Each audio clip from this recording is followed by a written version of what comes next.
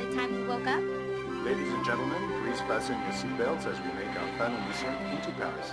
Mesdames et messieurs, veuillez attacher vos ceintures. Nous faisons notre approche finale sur Paris. For many Americans, France is Paris, and Paris is a few famous monuments and sidewalk cafes, a collection of postcard tourist cliches and potential selfies. Just as there's a lot more to the United States than New York City and the Statue of Liberty, however, so there's a lot more to France than just the tourist sites and to Americans. I can't begin to present all of France's rich diversity to you in a week, of course, but I can introduce you to one of the more non-cliched parts of it, the northwestern region known as Brittany. Few parts of France are less stereotypically French, even for the French themselves, than that peninsula sticking out into the Atlantic Ocean. The inhabitants, Bretons, are descended from Celts who came across what we call the English Channel in the 5th and 6th centuries to escape the Angles and Saxons who were then invading England from the east. History has a way of providing revenge sometimes. As you may remember from Robin Hood movies, those Saxons were in turn conquered and enslaved by the Normans, who came across that same channel from France 500 years later. As a result of this colonialization by Welsh and Irish Celts, Breton culture bears more resemblance to the Welsh or Irish than to that found in the rest of France.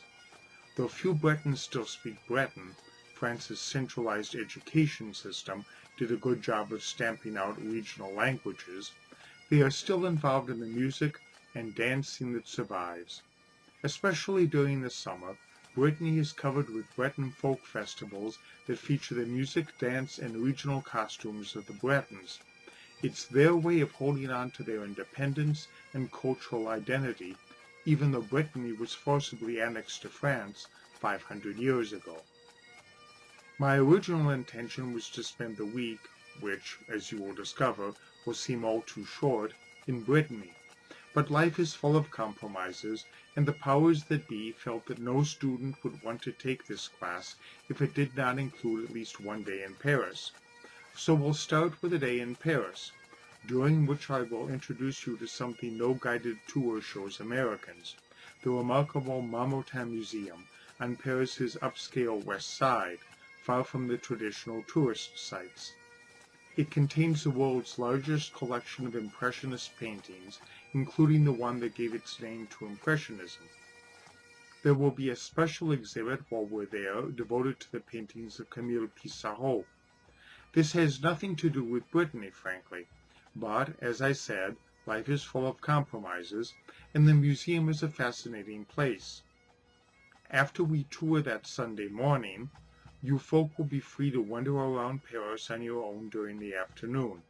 You can ride up and down the Eiffel Tower as many times as you like, once you get to the head of that very long line of other tourists who want to do the same thing, or just stroll Paris's fascinating streets.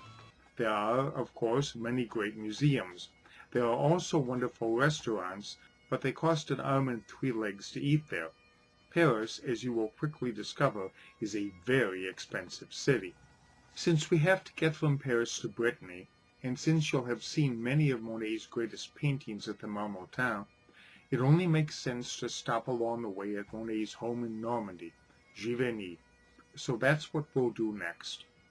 He bought what was originally a farm there to serve as his residence and studio, but he also decided to develop gardens there because more and more he became interested in painting flowers at home rather than traveling around Europe looking for new things to paint. We'll spend a morning going through those gardens, which are awesome, and then, with any luck, have lunch at the Baudy Hotel, which is not a cat house, but rather the place the young American painters stayed when they moved to Giverny to learn to paint in Monet's Impressionist style. Then, as we cross Normandy from Giverny toward Brittany, it occurred to me that you folks should see Omaha Beach, one of the sites where Allied forces landed on D-Day in World War II to liberate France from Nazi domination and move on to end the war in Europe. If you've seen the opening of Saving Private Ryan, which is the background footage here, you have some idea of what that fateful June day must have been like for the young American guys who landed there. Still, there's nothing more moving than to stand on the beach itself with no one shooting at you from up above, and then make your way up the cliff, as our soldiers had to do that day 72 years ago to bring freedom back to Europe. Then, while we're in Paimpol discovering Breton culture, I thought we could take one day to visit the new museum in Pont-Aven in southern Brittany, devoted to Gauguin and the school of painting he founded there, one branch of post-impressionism. Pont-Aven has been an artist colony ever since, and it's fun just to stroll around. Or we could spend a day in Carnac, in a different part of southern Brittany, to visit the 4,000 megaliths and other stone monuments raised thousands of years ago for reasons we do not know by people we do not know. Americans know Stonehenge, which is a nice little group of rocks. It's nothing compared to Carnac, with its 4,000 stones stretching over acres down to the sea. So, in the end, this course will be something of a mixed bag of activities. Since it's only 1 credit hour, I don't feel guilty about that.